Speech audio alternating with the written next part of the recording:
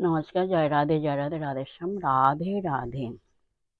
এখন আলোচ্য বিষয় হলো আদি পুরাণে ভগবানের অমৃত কথা। আসুন আমরা শ্রবণ করি। আদি পুরাণে ভগবানের কথা হলো, স্মরন্তি মম নামানি যে তক্ত কর্ম চাখিলং তেষাং কর্মাণি কুর্বন্তি ঋষয় ভগবৎ পরা এতে।